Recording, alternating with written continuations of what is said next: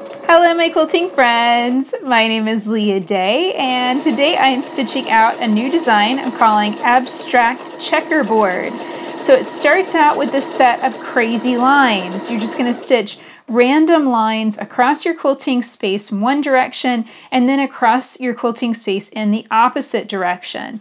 So now it's time to turn this into a checkerboard, and I'm going to do that with more straight lines. So I'm just going to decide which way I want to go here, and I think I want to go vertical in this area. So this is going to set the base of the design. I'm going to fill this area with vertical lines, and then the next area is going to be filled with horizontal lines. You can see this involves a lot of careful travel stitching. I'm just slowing down and stitching very slowly whenever I need a travel stitch. And please feel like it's open to you to rotate your quilt around if you need to. That's a very common question that I receive and a common misconception about free motion quilting, that you shouldn't rotate your quilting space around, that you should always leave your quilt in one direction. And that really doesn't work. Sometimes you just end up with really sloppy, bad looking stitches if you leave your quilt oriented one way. So please feel like you can rotate it around if you can't see what you're doing. Okay, so now I'm stitching down, I'm doing more vertical lines, and I'm keeping this fairly open. I mean, I could definitely stitch the lines closer together, but I think overall this is giving us the texture that we want. You're able to see that this is a checkerboard design. So I think that these lines are definitely close enough, at least in this little sample. Okay, so I've stitched some more horizontal lines. Now I'm going to rotate and stitch vertical lines. There we go. Another common misconception about free motion quilting is that you shouldn't stitch straight lines when you're free motion quilting. And for a good reason. It is easier to stitch straight lines with a walking foot. However, as you can see, it's not impossible to stitch straight lines with free motion quilting.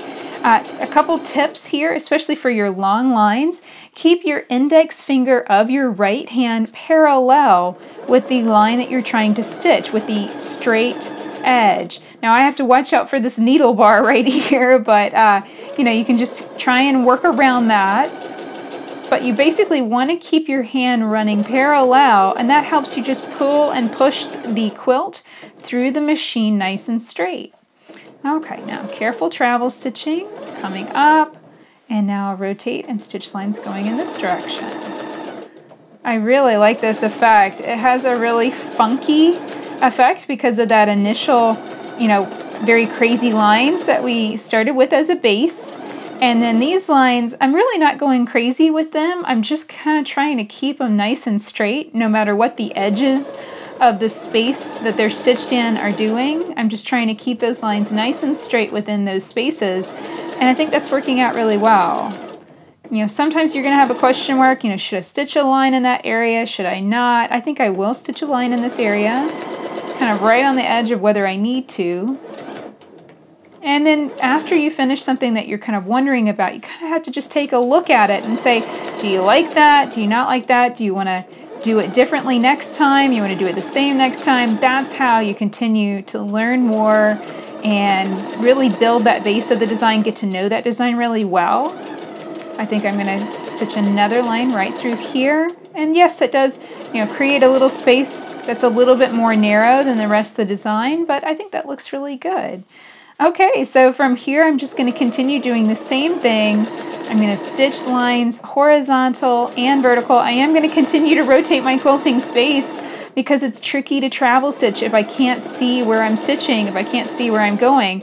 So I'm going to continue to rotate anytime that I need to in order to quilt this design. And here's what it looked like whenever I finished Abstract Checkerboard. Would you like to get a little quilting inspiration every day of the year? Check out the 365 Free Motion Quilting Designs calendar. This is a perpetual calendar you can use year after year and be able to see a new free motion quilting design every day. Come and check it out at leahday.com/365calendar. Until next time, let's go quilt.